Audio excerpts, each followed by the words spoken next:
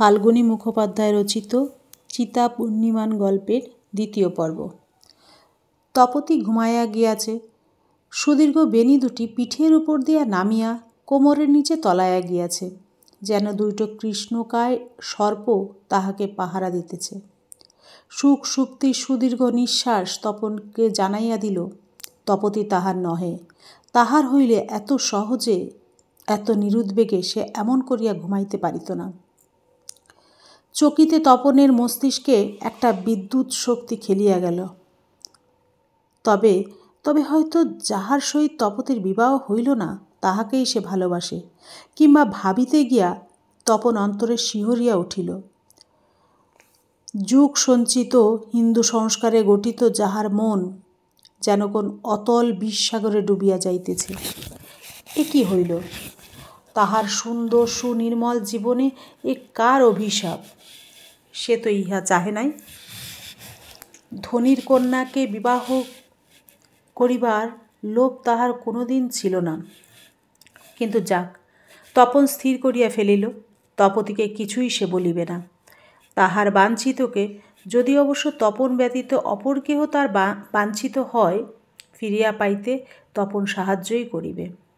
তপন সেই যে ভোরে উঠিয়া গিয়া তাহার জন্য নির্দিষ্ট কক্ষত্রিতে শয়ন করিয়াছে, বেলা 12টা বাজিয়া গেল, এখনও ওঠে নাই। প্রথমে সকলেই ভাবিয়াছিল ইহা বধূর সহিত রাত্রি জাগরণজনিত অনিদ্রার আলস্য। কিন্তু তপতি দিব্যি ঘুরিয়া ফিরিয়া বেড়াইতেছে। তাহার দেহ মনে ক্লান্তির কোনো লক্ষণ নাই দেখিয়া মা জিজ্ঞাসা করিলেন, হ্যাঁ রে, তপন কখন ঘরে গিয়া শুয়েছে, এখনো উঠছে না যে? আমি তার কি জানি বলিয়া তপতি অন্যত্র চলিয়া গেল।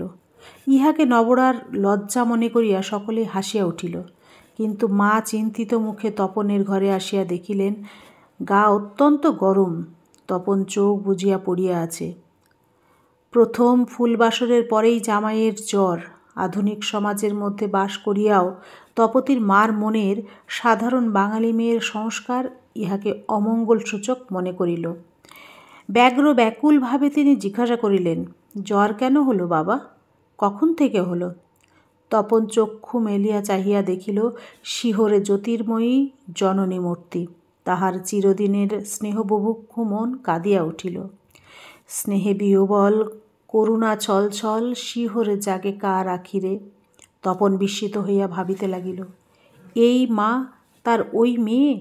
ইহা অপেক্ষা বিস্ময়ের ব্যাপার তপন জীবনে আর দেখে নাই।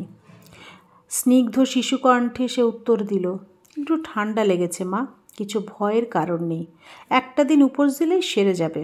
ডাক্তার ডাকি বাবা? জননীর স্নেহ করপুর তপনের ললাটে নামিল। না মা, ওষুধ আমি খাই নে, কিছু ভাবনা নেই আপনার, আমি কালই ভালো হয়ে যাব। আপনার মঙ্গল হাতের ছোঁয়ায় অসুখ কতক্ষণ টিকতে পারে? পুত্র বঞ্চিতা শিক্ষিতা জননী এমন করিয়া মা ডাক কোনো দিন শোনেন নাই। অন্তর তাহার বিমল মাধুর্যে ভরিয়া উঠিল। আপনার গর্ভজাত পুত্রের স্থানেই তিনি তপনকে সেই মুহূর্তে বরণ করিয়া লইলেন। বলিলেন, কি খাবে বাবা, সাবু? না মা, সাবু আমি খেতে পারি না, ব্যাঙাচির মতো দেখতে লাগে। আচ্ছা বাবা, একটু গ্লাক্সো দিই? শুধু একটু দুধ দেবেন মা, এবেলা আর কিছু খাবো না, আর আমি একা শুয়ে থাকবো। আপনার খুকির বন্ধুরা যেন আমাকে জ্বালাতন না করে, এইটুকু দেখবেন। আচ্ছা, তাদের বারণ করে দেব। মা চলিয়া গেলেন। তপন শুইয়া শুইয়া ভাবিতে লাগিল। কুলহীন পারহীন চিন্তা সমুদ্রে সে যেন তলাইয়া যাইতেছে। কিরূপে আত্মরক্ষা করিবে আজ? এতৎকাল সে নিজের জীবনকে যেভাবে গঠিত করিয়াছে, তাহাতে তপতিকে বিবাহ করিবার পর অন্য কাহাকেও গ্রহণ করা তাহার কল্পনারও অতীত। অথচ তপতিকে পাইবার সমস্ত আশাই বুঝি নির্মূল হইয়া গেল। কিন্তু মা, আশ্চর্য ওই মহিমাময়ী নারী, উহার গর্ভে জন্মিয়াছে সে, যাহাকে গত রাত্রে তপন দেখিয়াছে। যে নিষ্ঠুরা নারী শীতের রাত্রে একজনকে বাহিরের বারান্দায় রাখিয়া নিশ্চিন্তে নিরুদ্বেগে ঘুমাইতে পারে। কিংবা তপন ভুল দেখিয়াছে, সে ইহার কন্যা নহে। কিন্তু যতদূর মনে হয় ইনিই মা এবং এই সংসারের কর্ত্রী। ইহারি কন্যা এত নিষ্ঠুর হইল কিরূপে? হিন্দু নারী হইয়াও আপনার স্বামীকে বুঝিবার চেষ্টা পর্যন্ত করিল না, বুঝাইবার সুযোগ পর্যন্ত দিল না। ইহার অন্তর্নিহিত রহস্য যতই ভীতিপ্রদ হোক, যেমনই কদর্য হোক, তপন তাহাকে আবিষ্কার করিবে। তারপর যথা কর্তব্য করা যাইবে। ভাবিতে গিয়া তপন আতঙ্কিত হইয়া উঠিল। যদি সে দেখে তপতি অন্যাসক্তা, তপতি তাহার অন্তরে অপরের মূর্তি আঁকিয়া পূজা করিতেছে, তপন কি করিবে? ভাবিতে গিয়া তপনের মনে হইল হয়তো তাহাই সত্য। তপনকে তাহাই সহ্য করিবার জন্য প্রস্তুত থাকিতে হইবে এবং তপতিকে সুযোগ দিতে হইবে তাহার বাঞ্ছিতকে লাভ করিবার জন্য। বর্তমানে ইহা অপেক্ষা আর অধিক কিছুই ভাবিবার নাই। যদি সত্যই সে কাহাকেও ভালোবাসে তবে তাহাকেই লাভ করুক, অন্যথায় তাহার কুমারী হৃদয় একদিন তপনের কাছে ফিরিয়া আসিবে। সেই শুভদিনের জন্য অপেক্ষা করিবে তপন। যদি তাহাও না হয় তবে তপনের জীবন, সে তো চিরদিনই দুঃখের তিমির গর্ভে চলিয়াছে, তেমনই চলিবে। ক্লান্ত তপন কখন এক সময় ঘুমাইয়া পড়িল। শহরতলির সর্পিল পথ ধরিয়া চলিয়াছে বিনায়ক। মন তাহার বিষাদক্ষীণ্ণ।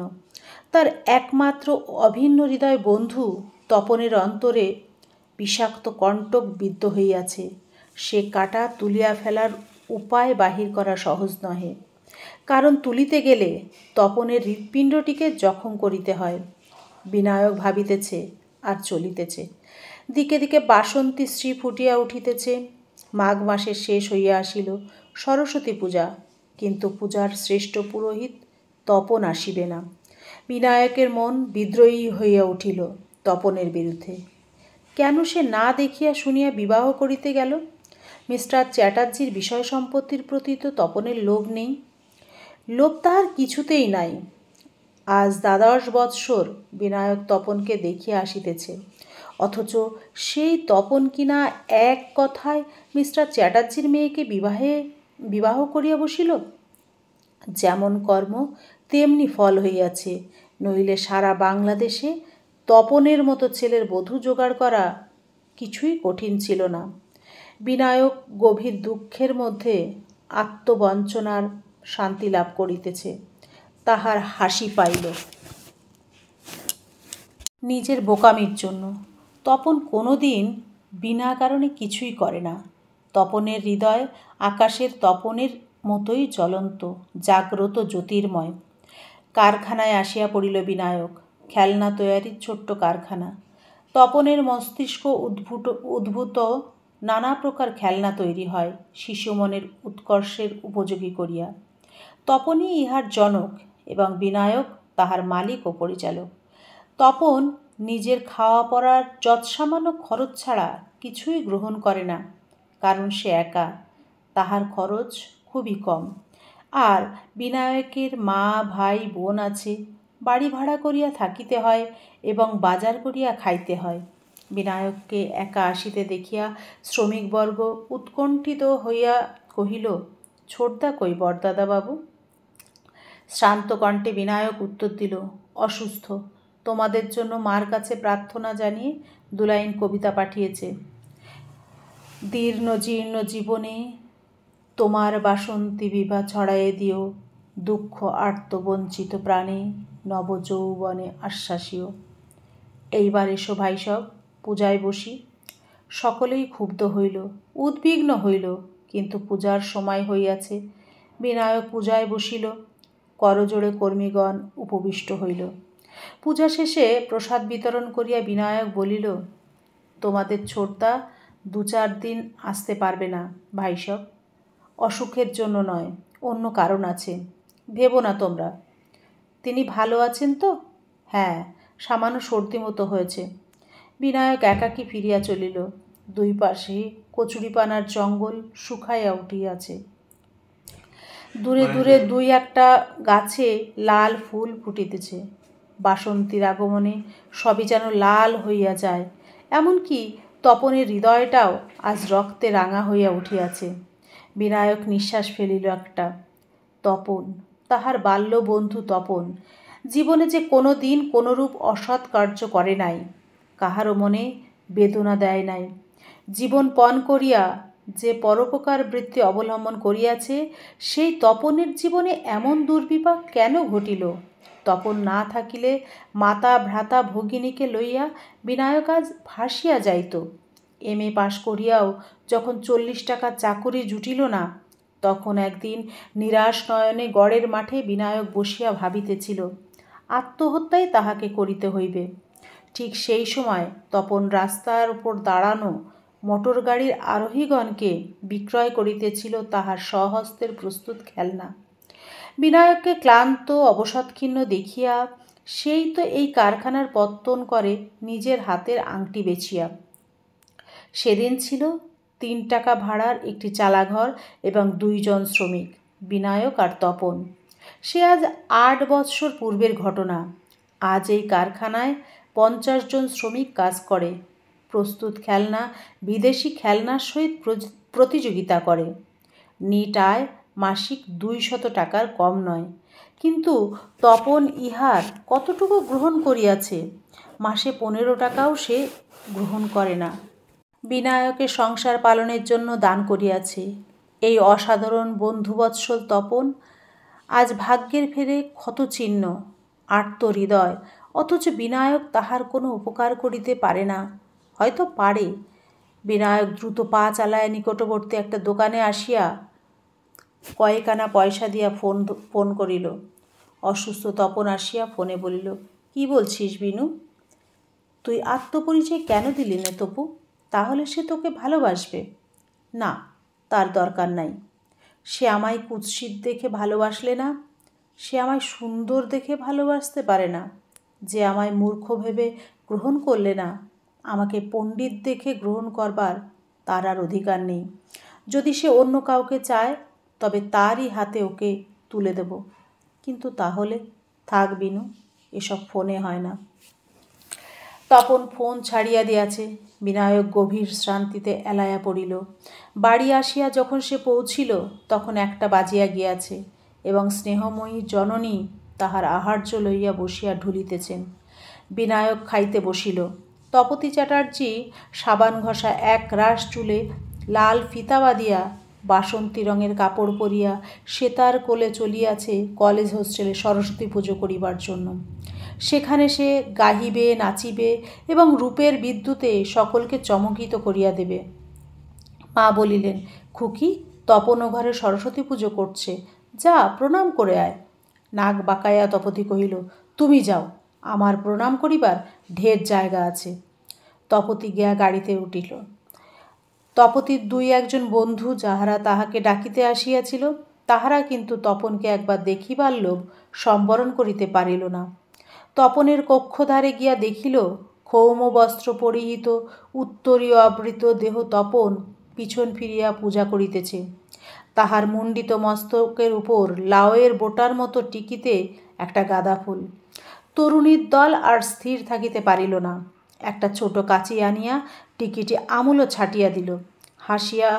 হাসির উচ্ছল শব্দে মুখ ফিরাইয়া তপন দেখিল ঘরে চাঁদের হাট। সে পুনরায় মুখ ফিরাইয়া পুজো করিতে লাগিল। তাহার চন্দন চর্চিত মণ্ডিত মুখশ্রী আধুনিক আলোকপ্রাপ্তাদের মোটেই ভালো লাগিল না।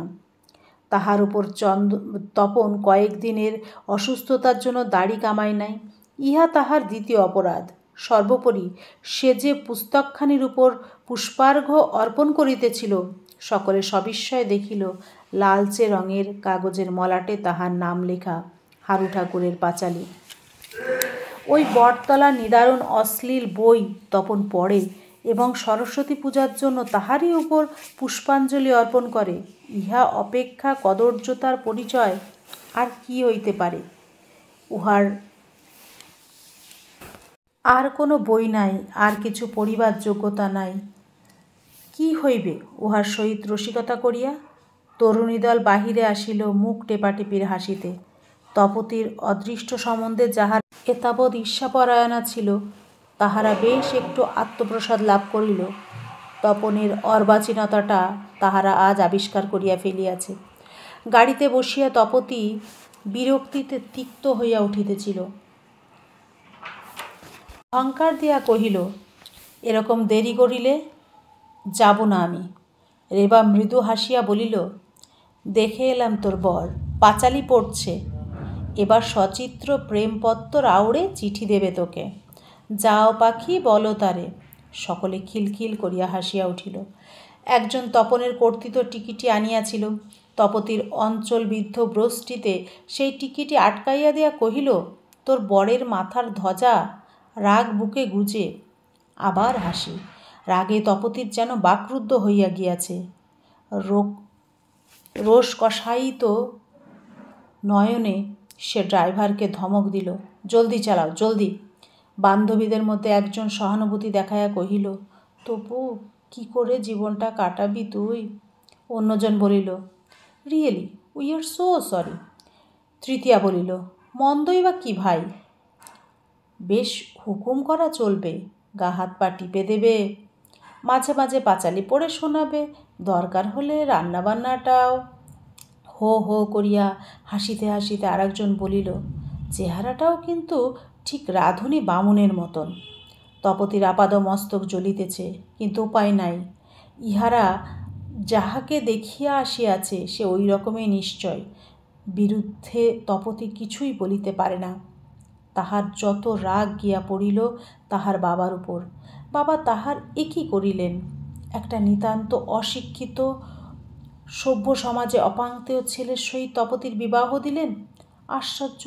ইহাই যদি বাবার মনে ছিল, তবে তপতিকে তিনি এত লেখাপড়া শিখাইলেন কেন? তপতি তো ঠাকুরদার কাছে যতটুকু লেখাপড়া শিখিয়াছিল তাহাতেই বেশ চলিত। ঠাকুরদা মারা যাওয়ার পর তপতিকে কলিকাতায় আনিয়া তিনি কলেজে ভর্তি করিয়াছেন। তাহার জন্যে গানের মাস্টার রাখিয়াছেন, নাচের মাস্টার রাখিয়াছেন, 5-7টা ক্লাবে তাহাকে ভর্তি করিয়া দিয়াছেন। এক কথায় সম্পূর্ণ আধুনিক ছাদে তপতিকে গড়িয়া তুলিয়াছেন। তাহা কি ওই পাঁচালি পাটকারী টিকিওয়ালা গণ্ডমূর্খের জন্যই? বেশ, তপতি ইহার শেষ তুলিয়া তবেই ছাড়িবে।